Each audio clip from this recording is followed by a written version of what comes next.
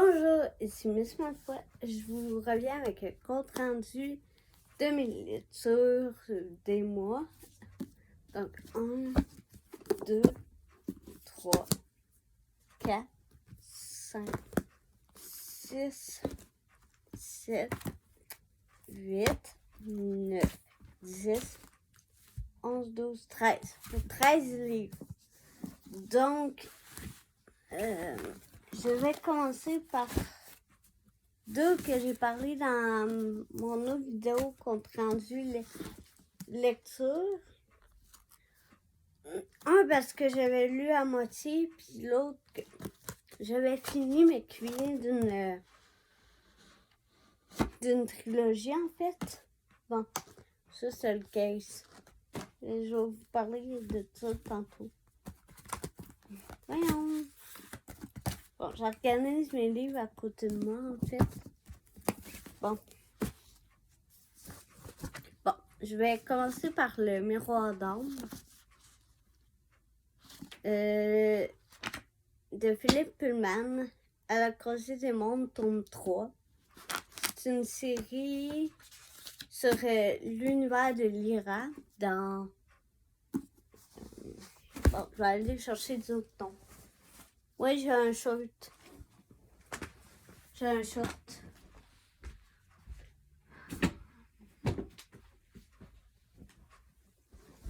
J'ai chaud en fait. Bon.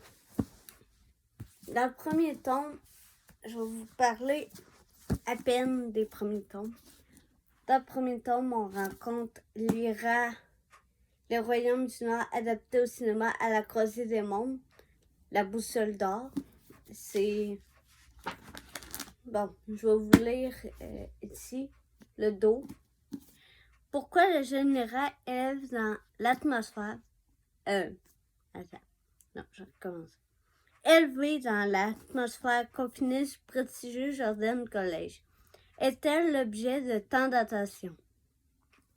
Lorsque son meilleur ami disparaît, elle se lance sur ses traces. Un périlleux voyage vers le Grand Nord qui lui révélera ses extraordinaires pouvoirs et conduira à la recherche d'un autre monde.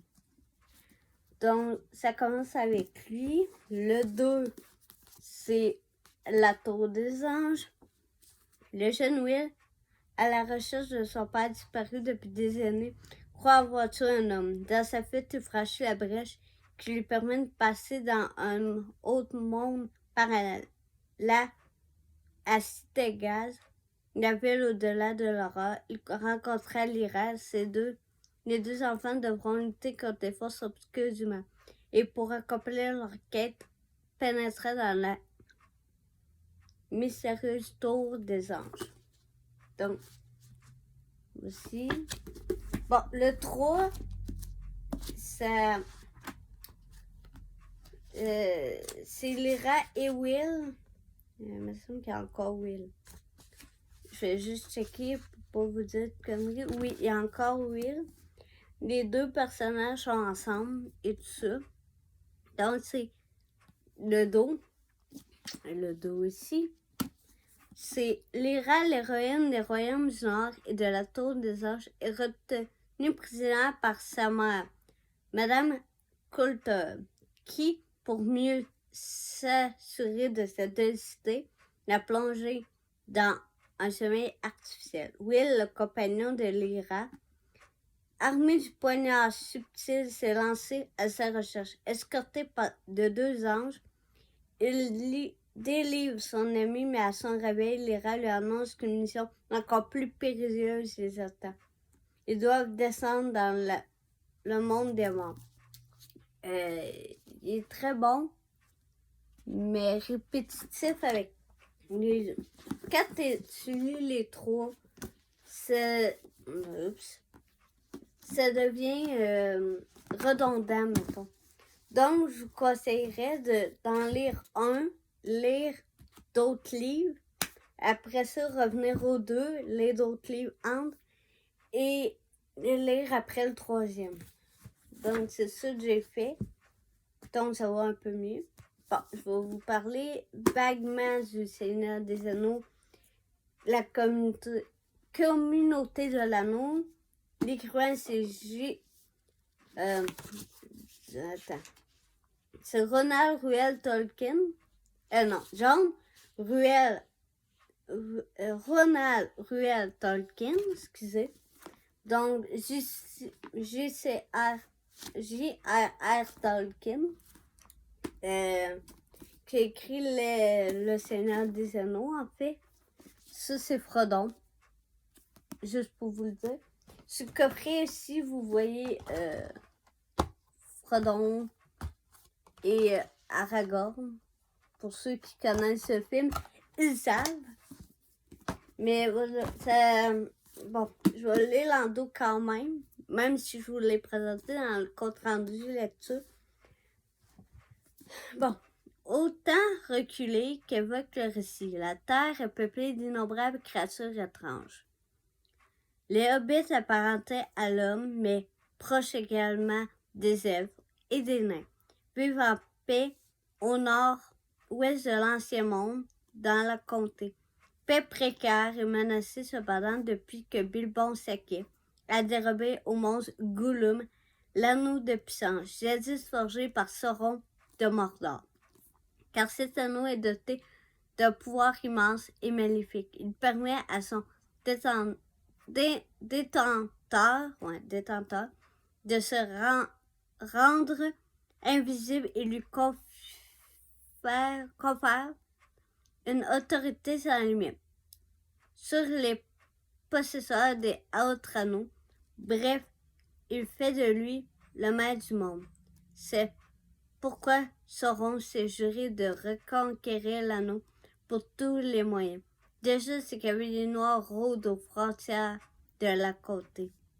Bon, la trilogie de Tolkien, l'une des créations les plus riches et les plus neuves de notre temps, est aujourd'hui portée à l'écran par Peter Jackson. L'œuvre complète de J.R.R. Tolkien, 1882 à 1973. Figure au catalogue de Pocket. Mais voilà, le premier tome, ça parle de leur fuite vers la montagne du destin en fait, où ce qu'il devra faire quelque chose. Ceux qui l'ont pas lu ou qui n'ont pas vu le film, je ne veux pas donner de punch. Donc, ça, c'est le premier tome où ce que la communauté de l'anneau a été formée. Bon, dans le 2, c'est Saruman ici. Ici, c'est Saruman. Parce qu'il montre ce truc que je vous dis. Donc, le 2, je vais lire le dos comme d'habitude ici. Sauf ça, parce que c'est la même affaire que l'autre, en fait. Donc, Frodon le Hobbit et ses compagnons se sont engagés au Grand Conseil d'Elrond à détruire l'anneau de puissance dont Sauron de Mordor cherche à s'emparer pour asservir tous les peuples de la terre habitée, elfes, nains, hommes et hobbits. Dès les premières étapes de leur audacieuse entreprise, les compagnons de Frodon vont affronter les forces du Seigneur des Ténèbres. Et bientôt, ils devront se disperser pour poursuivre. Parvenir-ils à échapper aux cavaliers de Rohan? Trouveront-ils asile auprès de ceux des arbres? Grâce à l'entreprise de Sylvain Barbe, c'est un arbre. Un gros arbre. Je vous en dis pas plus. Qu'adviendra-t-il de Gandalf le Gris métamorphosé au-delà de la mort en cavalier blanc? Tout ça, ça parle de Gandalf, de Frodon, de ses compagnons tout au long de leur cheminement jusqu'à Minas Tirith. Et autre part, donc je vous en dis pas plus parce que sinon je vais vous révéler trop de punch. Et c'est pas mon but en fait. Le retour du roi, c'est encore Seigneur des Anneaux avec Aragorn. Bon, avec le retour du roi s'achève dans un fracas d'apocalypse le dernier combat de la guerre de l'anneau. Tandis que le continent se couvre de ténèbres, annonçant pour le peuple des hobbits l'aube d'une ère nouvelle. Frodon poursuit son entreprise. Alors qu'il n'a pu franchir la porte noire, il se demande comment atteindre le monde du destin. Peut-être est-il trop tard, le Seigneur des Ténèbres mobilise ses troupes. Les Rohan, n'ont plus le temps d'en finir avec le traître assiégé dans l'imprenable tour d'Orthac. Ils doivent se rassembler pour faire face à l'ennemi. Tentant une fois de plus sa chance, Frodon passe par le haut col où il sera livré à l'abominable Arsène. S'ouvrira-t-il à son douloureux périple à travers le pays noir? Donc, voici la fin. La fin de l'histoire de Frodon, de ses compagnons. Mais, c'est très bon. Cette série-là, je vous la conseille. Ou les films. Peu importe quel vous choisissez, je vous conseille les films aussi. Donc, je vais les en remettre là. Bon, là, on est là-dedans. Bon, là. Là, c'est de rentrer le troisième, qui est moins drôle. C'est moins drôle. Bon. Donc, je vous conseille cette série-là. Sinon, il y a juste un gros livre avec tous les 3 livres dedans. Je l'ai pas, mais voilà. Faut que je commence par là. Hanako. La voleuse de lumière, c'est un de mes cadeaux de Noël que ma tante m'a offert. 3 petits livres sur 6. J'ai adoré, fait que je vais aller chercher. Ça me pique. Je vais aller me chercher les 6 autres. Les 3 autres en fait. Parce que j'en ai 3. 3 sur 6. Ouais, c'est ça, je pense que c'est 6. Attends, je vais checker. Non. Mais ça, oui, j'avais vérifié sur Internet, il y en a 6. Donc, Hanako, la voleuse de lumière. Je vais vous lire ceci. Alors que, à la fin de son... je vais boire du café. Peut-être ça va m'aider à mieux parler. Bon, on recommence. Alors qu'à la fin de son année scolaire, Novembre rentre chez sa tante qui l'a élevée. Elle apprend brusquement qu'elle n'est pas humaine, mais qu'elle est la princesse Eve Hanako, que sa mère, reine des Lambrelles, a tenu à dissimuler parmi les hommes pour sa sécurité. C'est que le royaume est en guerre depuis longtemps contre un autre du nom de Shanghai. Pas le temps de digérer la révélation, la reine a été sournoisement réduite à l'impuissance et malgré ses 14 ans, tout juste, Hanako doit vite rentrer dans sa patrie pour se soumettre à un entraînement militaire intensif. Est-il vrai, comme le croit sa mère, que l'adolescence est la seule à détenir le pouvoir de vaincre l'impitoyable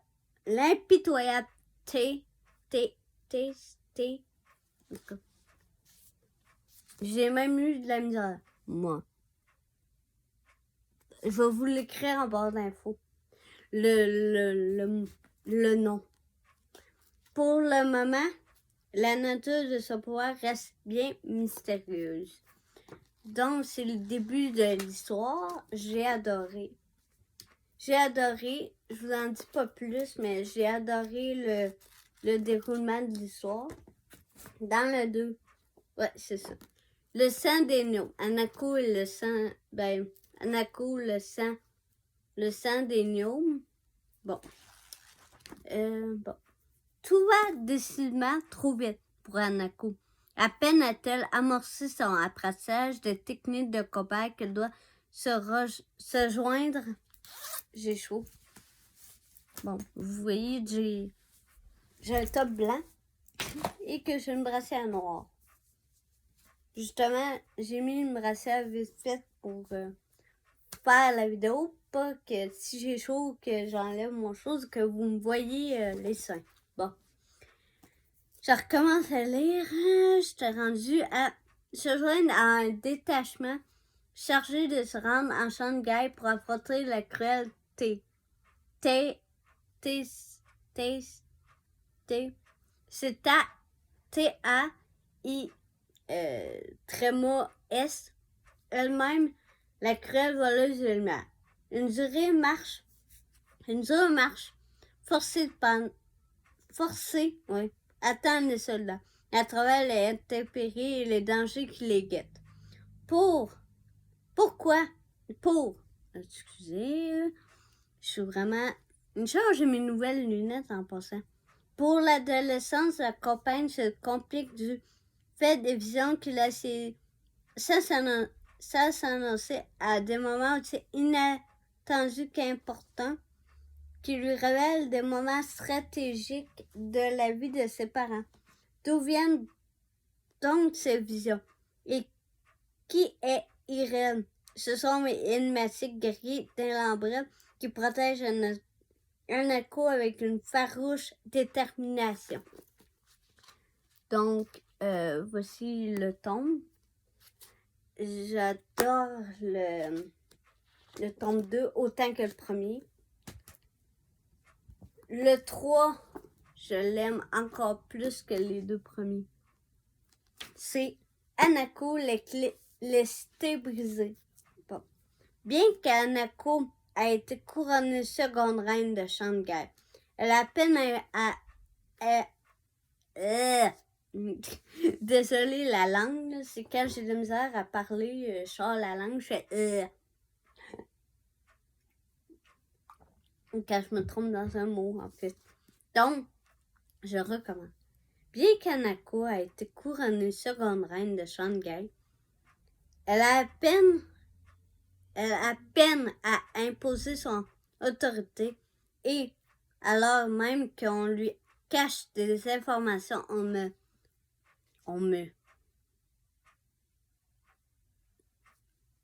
ne manque aucune occasion de souligner son ignorance des us et des coutumes. Or, un des gouverneurs d'Inlambrel a été assassiné. Au même moment, Hanako apprend que ce qu'elle craint s'est produit. Les elfes sauvages se sont rebellés, avec à leur tête sa grande amie Kay. Même si tous les accusent, la jeune reine refuse de croire a priori à leur culpabilité. À travers les urgences qu'impose la nécessité de sauver tout un chacun, comment Hanako trouvera-t-elle le temps de réunir les éléments qui lui permettront de démasquer les coupables? Donc, je vous montre de peu près. C'est le tome 3. J'ai adoré tous les tomes, en fait. Je vais essayer de vous montrer ici les dessins. Non, il n'y en a pas. Non, il n'y en a pas. Mais comme dans la série Luna que je vais lire bientôt, prochainement, il y a la liste des personnages comme ça. Avec, mettons, tu prends Hanako, c'est elle, seconde reine du royaume de Shanghai, fille de Simael et petite-fille de Tace. Elle a été élevée par sa tante Tati Vivi sous une forme humaine et en répétant au nom de Novembre. Ça explique les personnages, qu'est-ce qu'ils font dans l'histoire. Bon, mon livre vient de décoller, tout ça. Puis là, après, t'as la table des matières, qui n'est pas important. Donc, c'est ça. Ah, dans Je pense du coq à l'âne. Dans Seigneur des Anneaux, t'avais une carte avec les mondes, non, les cartes du monde, comme, avec mettons Mordor, la côté est où, tout ça. Bon, j'ai lu Pensées et Proverbes et Maximes. C'est un petit livre intéressant que t'as plein de poèmes, de trucs comme ça. Donc ça, c'était bien. Ne dérange pas, je lis, c'est plein de petites phrases comme ça, en fait, qui étaient super bien à lire et super vite à lire.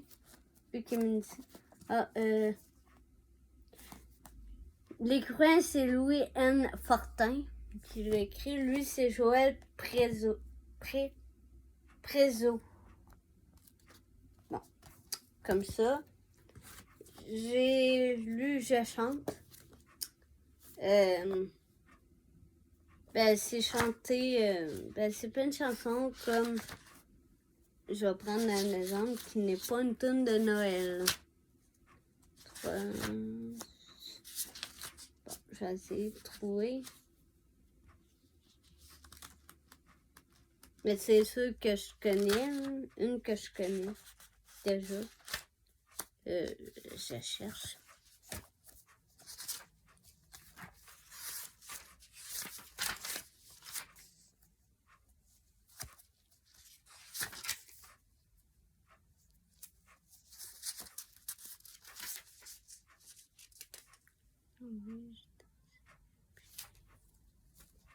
Je cherche une chanson, en fait. Je peux vous dire ici. Ok, bon. Quand les hommes vivront d'amour, il n'y aura plus de misère. Et commenceront les beaux jours, mais nous serons morts, mon frère. Quand les hommes vivront d'amour, ce sera la paix sur la terre. Les soldats seront troubadours, mais nous serons morts, mon frère. Dans la grande chaîne de la vie, où il fallait que nous passions, où il fallait que nous soyons, nous aurons eu la mauvaise partie. Mais quand les hommes,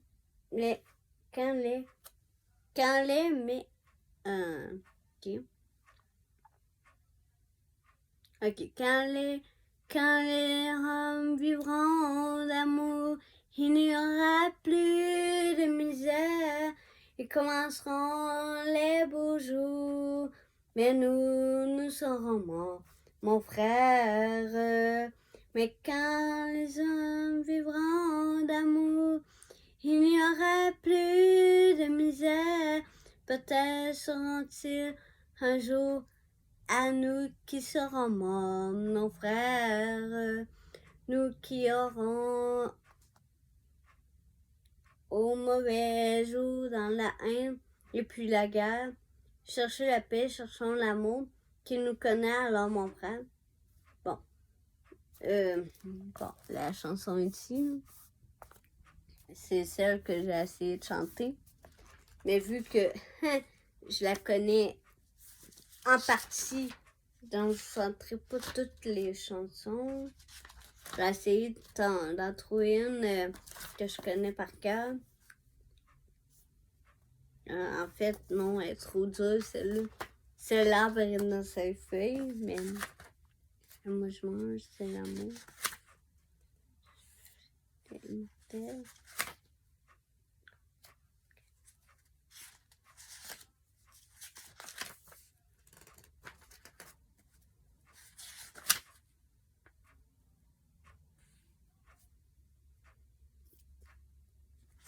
Mais c'est dessus.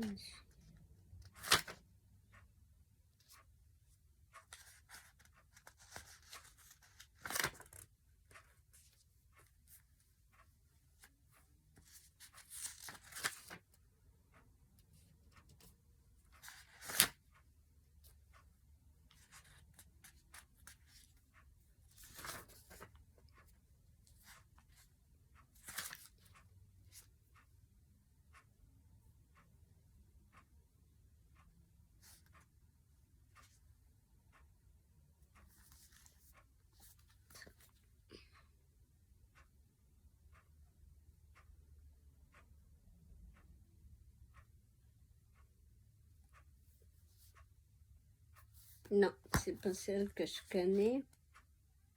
Parce que t'avais Évangéline, mais c'est pas celle que je connais. Moi, c'est Évangéline, un casier d'une fois d'une patrie. Ton nom des phrases, les frontières. Mais c'est pas celle-là. Ben non, Simone Mirandel, la plus belle. Vive la Canadienne.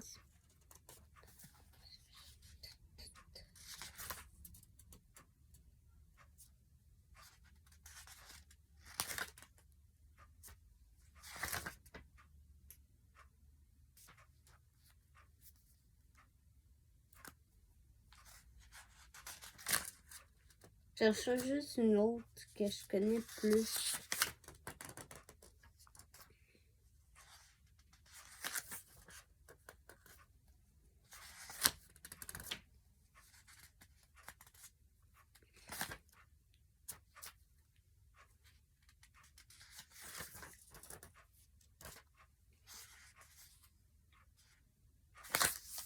Bon, ben, j'ai pas chanté une tune que je connais, mais de Noël. Désolée. Bon, je vais chanter elle. Minuit chrétien, c'est l'heure solennelle où les hommes des yeux descendus jusqu'à nous pour effacer la tâche originelle et de son père arrêter le courroux. Le monde entier traçait des espérances à cette nuit qui nous donne un sauveur, peuple à genoux, attends ta délivrance. Noël, Noël, voici la Rédempteur, le Rédempteur a brisé toute entrave. La terre est libre et le ciel est ouvert. Il voit un frère où il n'est qu'un esclave. L'amour unit ceux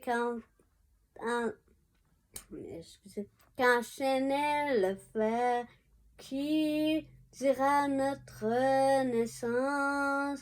C'est pour nous tous qu'il est né, qu'il souffre et meurt. Peuple debout, chante ta délivrance.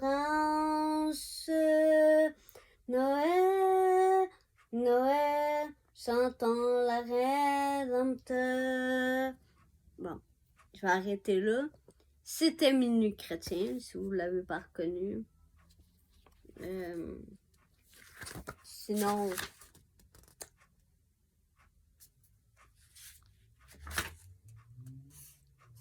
dans le sens d'un passe, nuit, on est plus autant.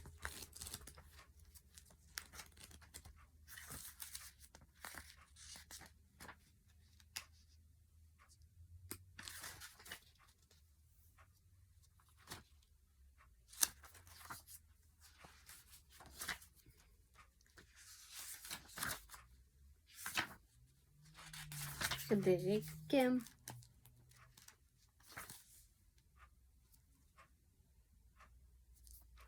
J'ai un amour qui ne veut pas mourir et c'est ma raison d'aimer la vie. Depuis le jour où tu m'as souri, j'ai un amour qui ne veut pas mourir et qui grandit avec les saisons. C'est pour toi qu'il chante sa chanson, ce grand amour qui ne veut pas mourir. J'étais seule quand je t'ai rencontré, puis tu m'as tendu la main.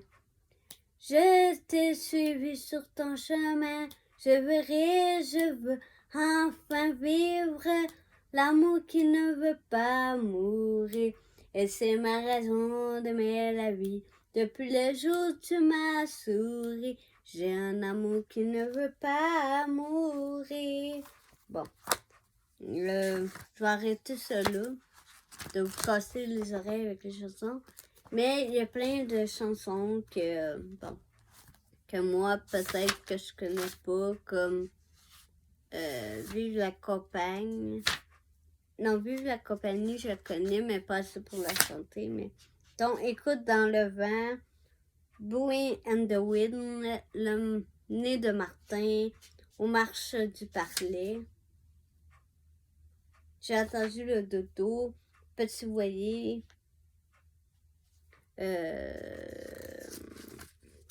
C'est ça, il y en a plein. Rossignol, il faut que... Regardez ça. Bon, il y a plein de chansons. Donc, j'adore ce livre-là. Je l'ai lu au complet. Bon, histoire drôle. C'est une petite histoire drôle. Tiens, je vais vous en lire une. Je vais essayer de trouver une qui est drôle. Ou pas. Bon. J'ai lu une drôle d'annonce dans le journal ce matin. Qu'est-ce qu'elle disait? Gros chien pitbull à vendre. Mange tout et aime beaucoup les enfants. C'est...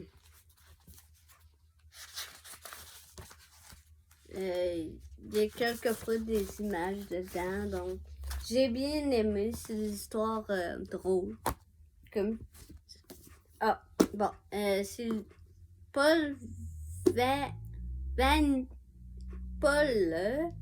Vanny qui a écrit le petit dictionnaire des trucs utiles. Ben, c'est, mettons, comment un chewing-gum collé sur le pantalon, comment faire des trucs du quotidien pour enlever du vernis, exemple. Ah non, c'est vernis. Vernis en utilisation, séchage, conservation, en fait. Comment conserver des trucs, tout ça, plein de petits trucs comme ça. Ils se présentent comme ceci. J'ai lu, j'ai bien aimé. Marie-France Irigoyen. Bon, elle a écrit malaise dans le travail harcèlement moral de mêler le vrai du faux. Ça l'aide à comprendre les trucs et tout ça. C'est un livre avec... Ah, je devrais dire les pages. 289 pages. Donc, il était très bon. Mais un peu long à lire pour moi. J'ai un petit livre comme ça. Ça me pratique à lire en lettres attachées. Lui, c'est... Comment il s'appelle? Barbizot. C'est Barbizot, celui-là. J'ai barre à papa qui est quelque part dans ma bibliothèque ou ailleurs dans mes livres à lire. Donc, c'est ça. Je vous laisse avec cette vidéo-là. J'espère que vous allez aimer. Sinon, c'est tout pour cette vidéo aussi. Je vais revenir prochainement avec mes bots que je vais recevoir. Que j'ai pas reçu tout de suite parce que j'ai oublié de faire la réexpédition, en fait. Fait que je vais les recevoir. Je vais revenir avec des tutos make-up et tout ça. Donc, merci pour aujourd'hui.